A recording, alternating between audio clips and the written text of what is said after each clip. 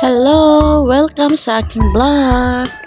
Ayan guys, magbablog tayo ngayon.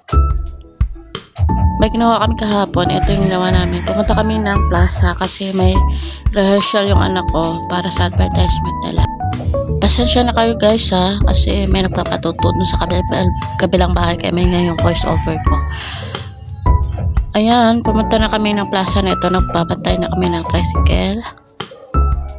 Magic! Ito na, plaza na.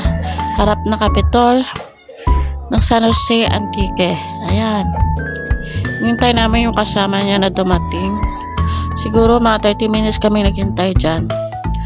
Siyempre, nag-video-video muna tayo kasi vlogger tayo. Joke! Charis!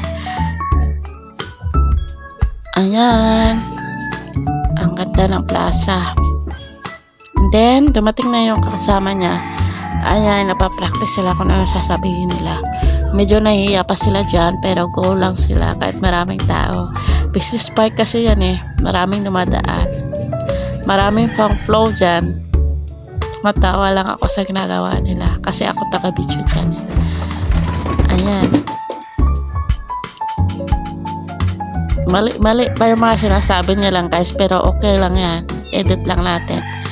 And then yan, umuwi na kami kasi tapos na sila ma-practice.